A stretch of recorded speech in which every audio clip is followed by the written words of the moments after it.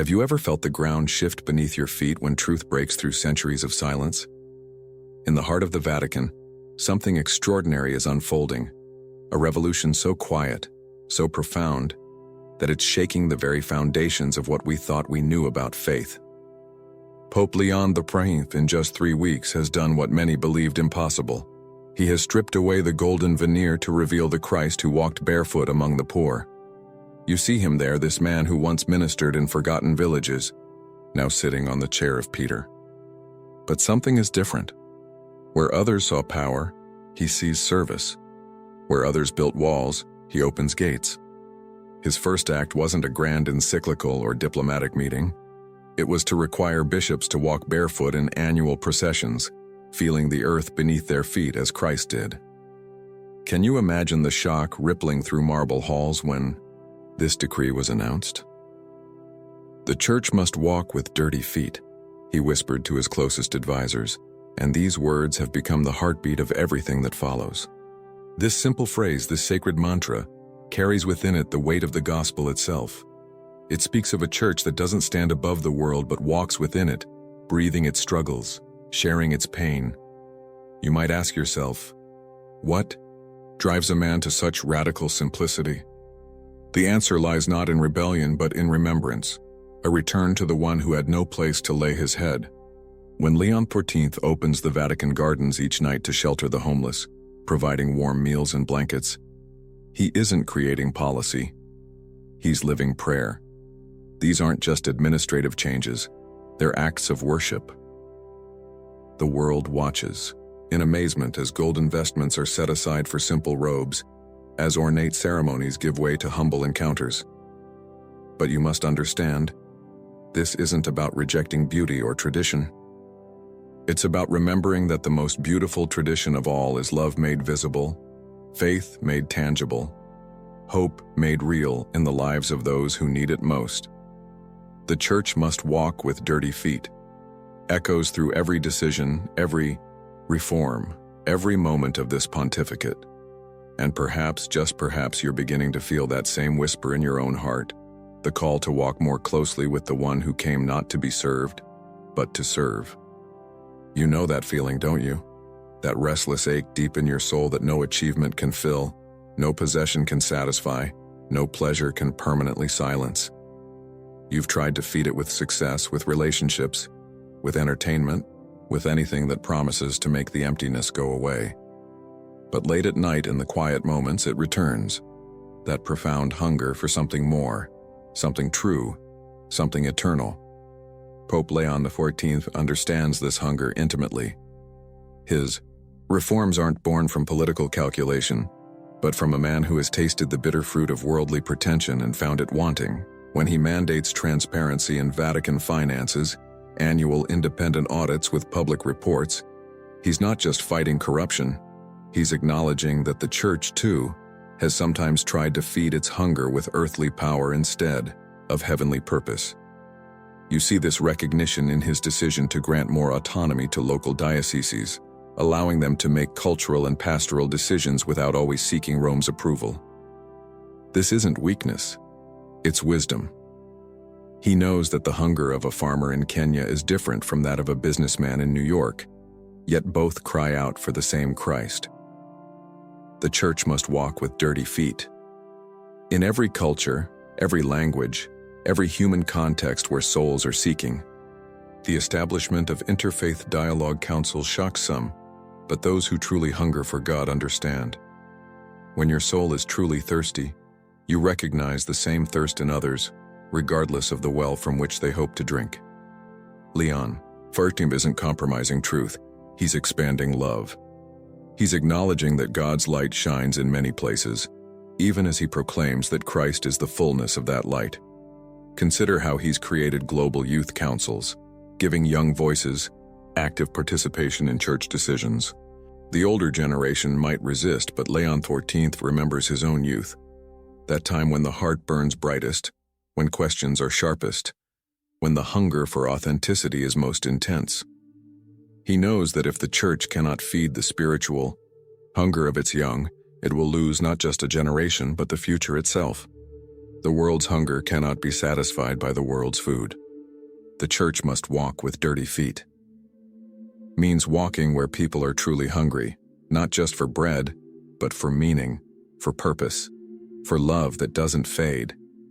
And you, reading these words, recognize this hunger because it lives in you, too. The question is, will you let it drive you toward the one who alone can satisfy it? In the pre-dawn darkness of his private chapel, León XIV kneels before a simple wooden cross, not the ornate masterpieces that adorn the basilica, but a rough-hewn reminder of Calvary's stark reality. It was here, in similar simplicity, that he first heard his name whispered by the divine.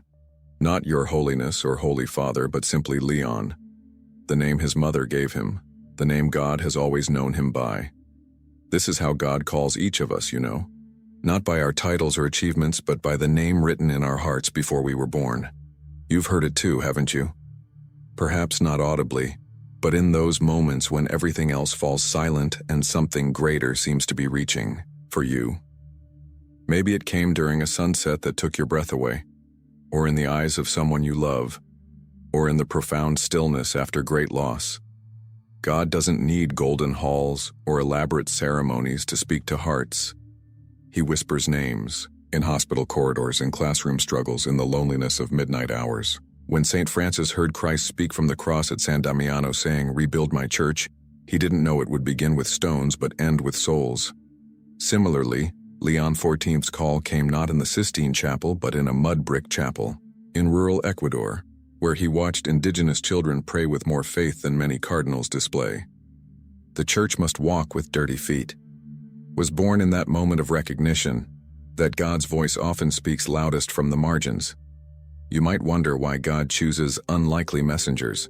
Why would he speak through a pope who insists on returning to traditional confessionals, making the sacrament of reconciliation more available to ordinary believers? Why through someone who introduces inclusive language in liturgical texts, not to compromise doctrine, but to ensure every soul feels welcomed at the Father's table? The answer is simple. God whispers names to those whose hearts are soft enough to hear, humble enough to respond. Consider how Moses protested his calling, how Mary questioned the angel's message, how the apostles abandoned their nets in confusion and wonder. Each heard their name spoken with love so profound, it transformed everything.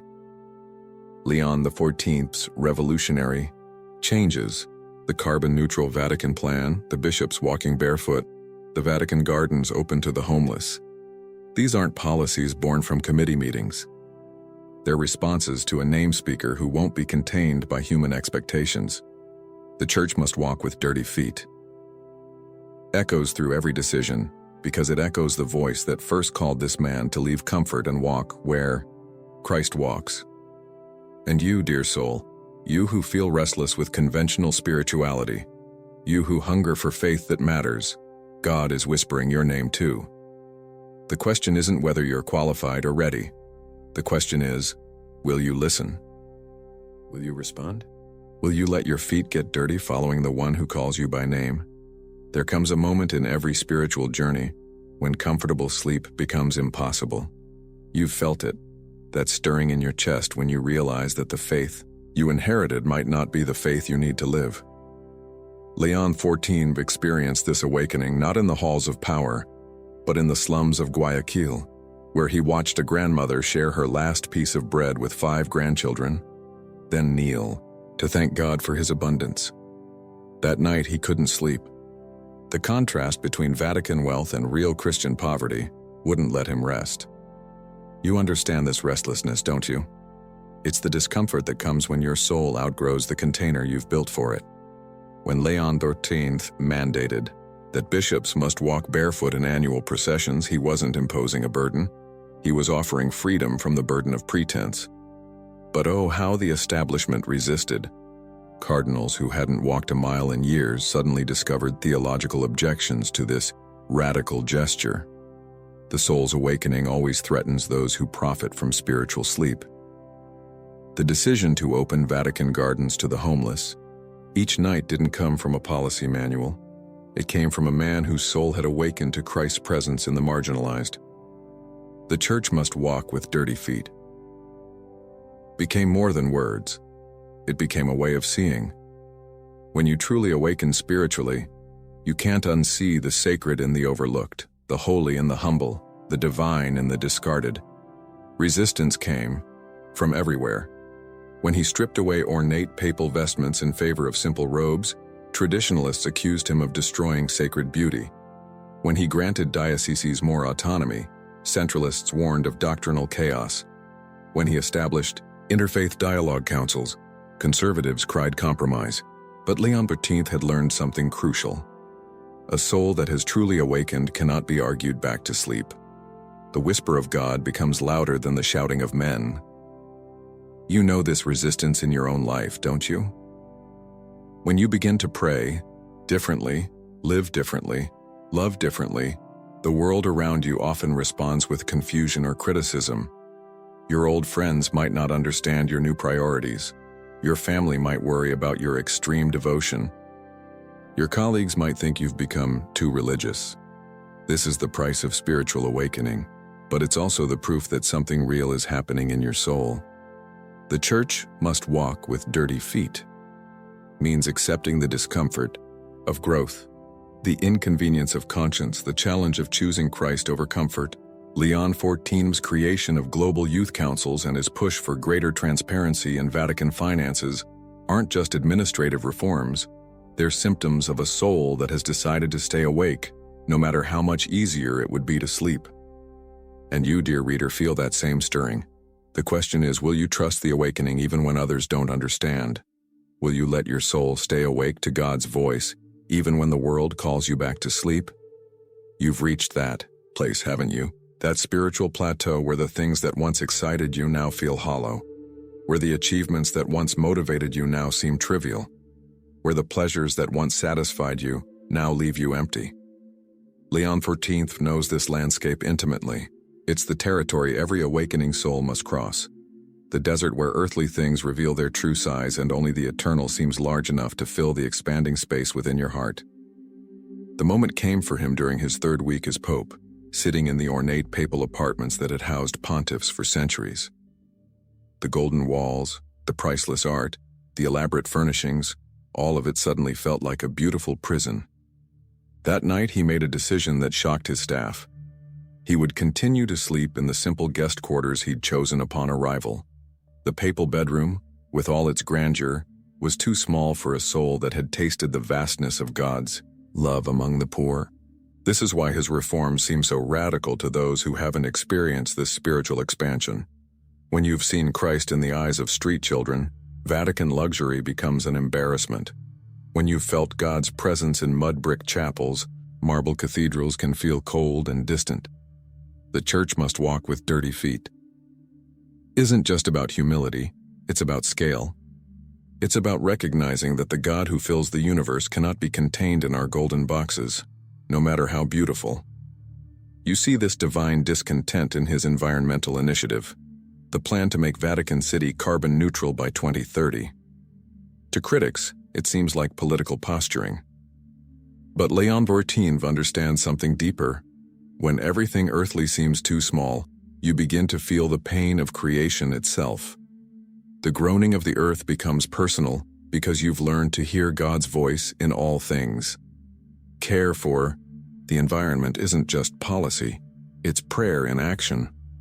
The establishment of traditional confessionals alongside modern reforms might seem contradictory, but it reveals the heart of someone for whom both ancient wisdom and contemporary needs have become too important to ignore.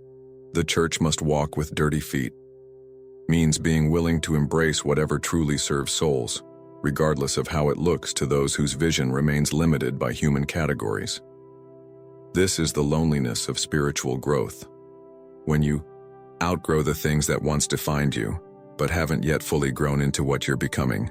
Leon XIV experiences this in every meeting with Vatican officials who cannot understand his urgency, in every encounter with church leaders who think his changes go too far too fast.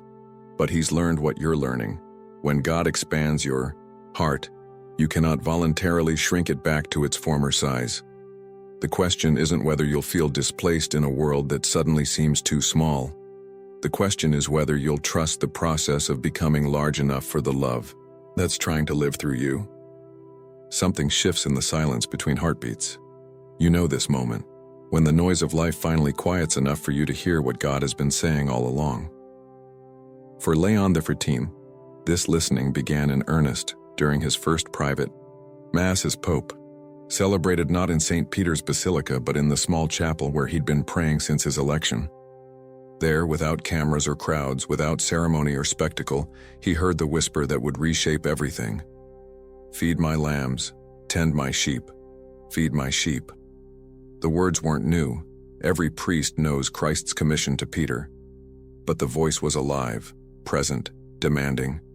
In that moment of profound listening, León XIV understood that every reform, every change, every decision must pass through this filter. Does it feed the flock or feed the ego? Does it tend the wounded or tend the powerful? This is why he opened the Vatican gardens to the homeless, not as charity, but as obedience to a voice that still speaks with divine authority.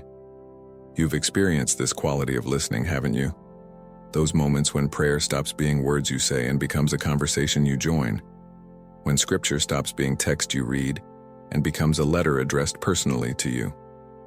When the Mass stops being ritual you attend and becomes mystery you enter. The church must walk with dirty feet. Emerges from this kind of listening, the kind that hears Christ's footsteps in contemporary corridors, not just ancient Palestine. His decision to grant greater autonomy to local dioceses came from listening to reports from bishops worldwide, but more importantly, from listening to the Spirit who moves differently in different cultures. The God who spoke Aramaic to fishermen also speaks Quechua to farmers, Swahili to merchants, and English to accountants. A heart that truly listens learns to hear the same gospel in countless accents, the same love expressed through infinite cultural variations.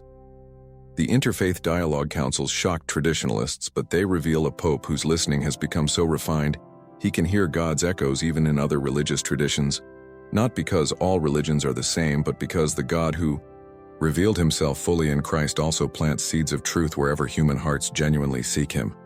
This isn't compromise. It's confidence. The confidence of someone who listens well enough to recognize the authentic amidst the counterfeit. The church must walk with dirty feet. Becomes natural when your heart learns to listen for the sound of God's footsteps in the world. The transparency in Vatican finances, the youth councils with real authority, the return to frequent confession. These aren't disconnected policies but harmonious responses to the same divine voice. And you, dear soul, you who have felt frustrated by shallow spirituality and hungry for authentic encounter with God, your heart is learning to listen too. The question is, will you trust what you hear? Will you let the voice that speaks in your deepest silence reshape how you live in your loudest moments? The backlash came swift and fierce. Cardinals whispered in corridors about that radical from Ecuador who was destroying centuries of tradition. Financial donors threatened to withdraw support if the Vatican's new transparency policies revealed too much. Some bishops openly questioned whether making them walk barefoot annually was dignified for their office. León XIV found himself sleeping less, praying more, and discovering that following Christ's path often means walking alone, even when you occupy the chair of Peter. You know this territory of spiritual struggle, don't you? The place where doing what you believe God asks of you puts you at odds with people you love, institutions you respect, and sometimes even the version of yourself you used to be. When León XIV insists on sleeping in simple quarters rather than the ornate papal apartments, he's not just making a personal choice.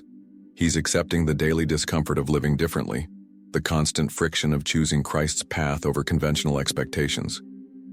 The environmental initiative to make Vatican City carbon neutral by 2030 faced opposition from practical administrators who saw only costs and complications.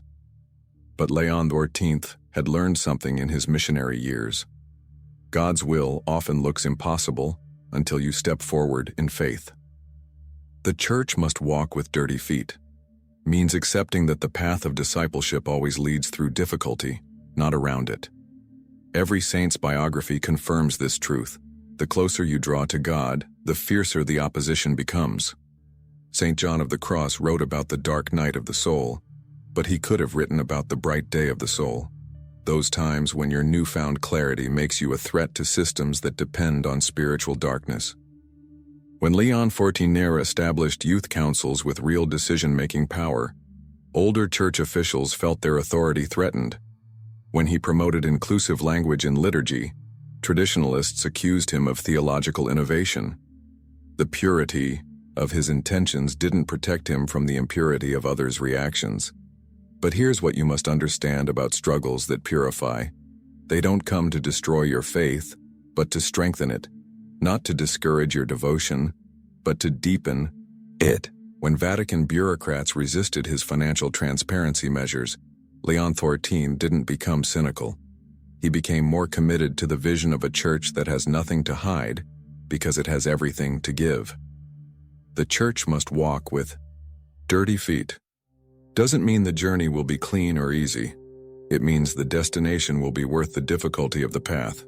The return to traditional confessionals, making the sacrament more available to ordinary believers, met resistance from priests who preferred scheduled appointments to the demanding availability that open confessionals require.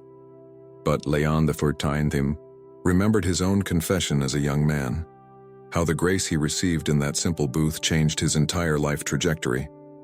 Sometimes the struggles that purify us also purify the institutions we serve, the relationships we cherish, the church we love. And you, dear reader, you who feel the cost of living authentically in an inauthentic world, these struggles aren't signs that you're on the wrong path. They're signs that you're on the right one. In the pre-dawn darkness of his private chapel, Leon XIV kneels as he has every morning for 30 years. No cameras capture this moment. No newspapers report this routine. No historians will record this particular prayer. Yet here, in this hidden faithfulness, lies the victory that fuels every visible reform, every public gesture, every revolutionary change that the world sees and discusses. This is the secret of authentic transformation. It begins in the invisible and overflows into the obvious. You understand this hidden victory, don't you? Those moments when you choose forgiveness over resentment, patience over anger, hope over despair, and no one notices. No applause marks these triumphs, no recognition rewards these choices, no social media celebrates these sacrifices, yet these invisible victories are the ones that matter most, the ones that shape your soul, the ones that prepare you for the visible battles that everyone will watch. The church must walk with dirty feet was first won not in public pronouncements, but in private moments when Leon XIV chose simplicity over comfort, service over status, authentic discipleship over institutional expectations. The decision to sleep in guest quarters rather than papal apartments isn't just symbolic, it's the daily victory of choosing discomfort in service of conviction. Every morning he wakes to that choice again, and every morning he wins it again, in solitude. The youth councils, the environmental initiatives, the financial transparency, these visible reforms rest on the foundation of invisible victories accumulated over decades. Every time he chose to listen to a poor parishioner instead of rushing to an important meeting, every time he shared his meal with someone hungry, every time he knelt in prayer when he wanted to collapse in exhaustion, these were the victories that prepared him to lead differently when leadership came. Consider how he handles criticism from within the Vatican hierarchy. The old Leon XIV might have defended himself, justified his positions, or fought fire with fire. But the Leon XIV who has learned the victory that no one sees simply continues, doing what he believes God has asked him to do. He doesn't waste energy defending actions that spring from prayer. He doesn't explain reforms that emerge from love. He simply remains faithful to the voice he heard in silence. This is why the return to traditional confessionals matters so much to him, not because he's trying to turn back the clock, but because he knows that the most important victories happen in the secret place between penitent and priest, between sinner and Savior, between the broken heart and the God who heals in whispers. The church must walk with dirty feet. Ultimately means recognizing that the feet of Christ were dirtiest not on the roads of Galilee, but on the path to Calvary. And that victory looked like defeat until Sunday morning proved otherwise. Your hidden faithfulness matters more than you know. Your invisible victories are preparing you for visible service. Trust the process, even when no one sees it happening. There is a love so vast, so patient, so inexhaustibly tender that it makes every earthly affection seem like a shadow of the real thing. Leon XIV discovered this love not in theological studies or mystical visions, but in the eyes of a dying child in an Ecuadorian hospital, a boy who smiled at him with such pure trust that the future pope felt his heart break open to accommodate a love larger than himself. This is the love that waits for you too, the love that has been waiting your entire life, the love that sees you completely and chooses you anyway. You've glimpsed this love, haven't you?